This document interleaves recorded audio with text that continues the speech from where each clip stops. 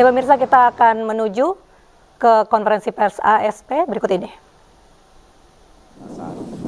Kita ini sebetulnya sedang akan melaksanakan sterilisasi sesuai dengan bunyi PM 91, yang mana untuk masuk di pelabuhan semuanya harus terseleksi, terseleksi sesuai dengan yang mempunyai kepentingan.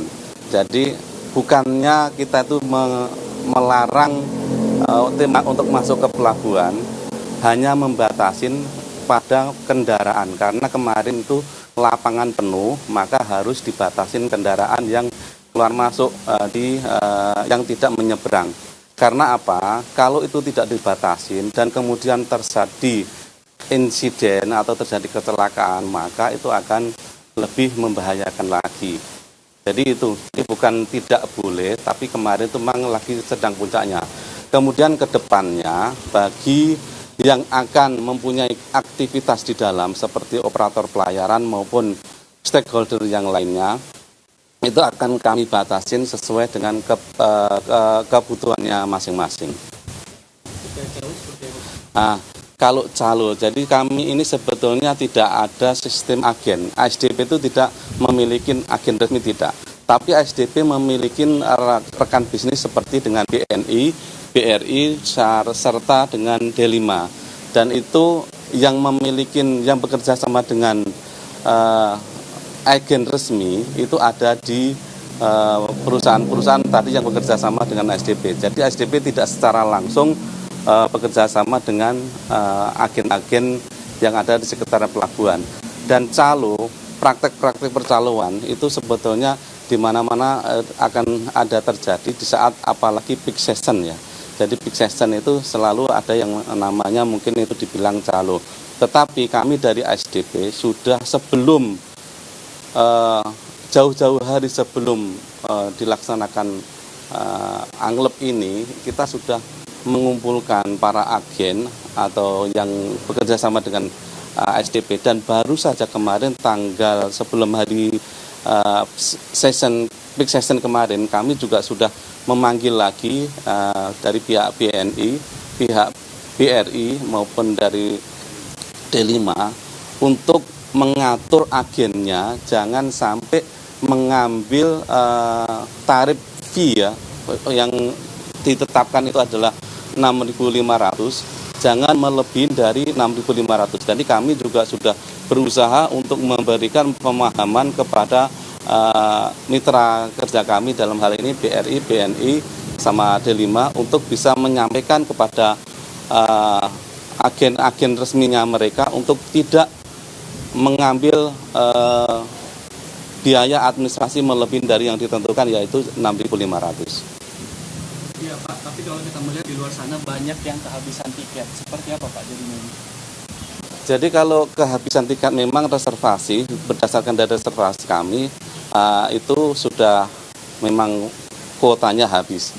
Dan apabila kemudian di pelabuhan ternyata ada tiket, itu adalah kemungkinan itu perbuatan tadi yang dikatakan calo tadi. Karena kami dari ASDP sudah tidak ada lagi penjualan tiket yang dari agen resmi yang unlimited itu di sekitaran pelabuhan sampai dengan jarak 5 km. Jadi penanganannya seperti apa Pak?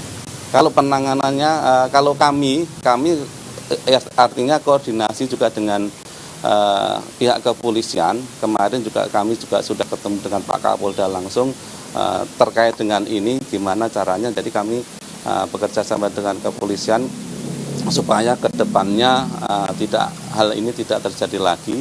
Itu yang pertama. Yang kedua, kami selalu menghimbau kepada para pemakai jasa jangan membeli tiket melalui orang lain, karena tiket online ini sebetulnya tidak ada istilahnya harus ada agen.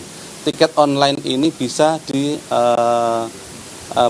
dicetak mandiri atau dipesan mandiri melalui aplikasi Veriji yang sudah kita umumkan ya, kita share ke seluruh pemakai jasa supaya semua pemakai jasa bisa mandiri.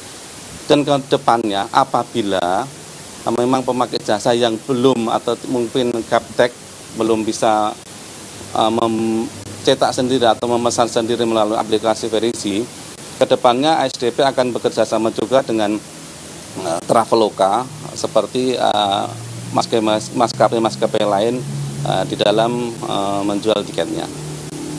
Iya, Pak, terkait dengan tadi katanya sudah koordinasi dengan kepolisian, apakah sudah dari pihak kepolisiannya juga sudah turun tangan atau seperti apa?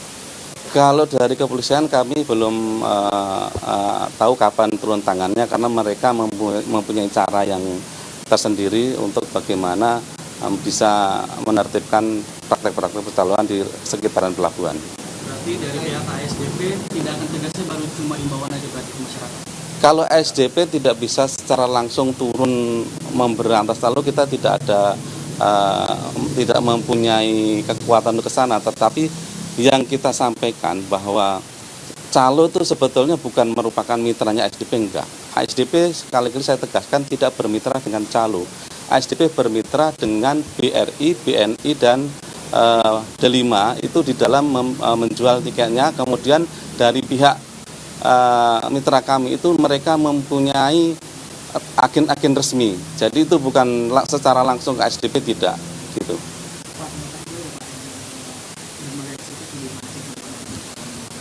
Jadi begini, kita ini selama dermaga eksekutif selama ini kan hanya satu ya.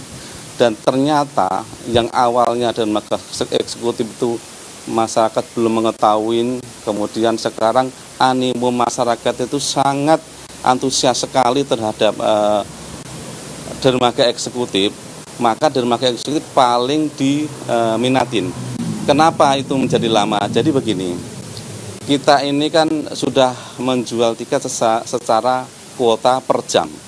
Kemudian ketika menjadi lama, yang dia itu seharusnya berangkatnya itu jam 3 ya, jam 3 sore katakan.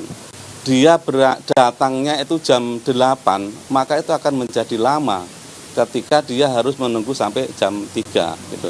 Tetapi kalau kesadaran masyarakat semuanya itu sudah sesuai dengan jadwal yang sudah ada tertera di tiket, maka paling lama akan menjadi 3 jam karena jam sebelumnya pemakai jasa sudah bisa boarding. Demikian.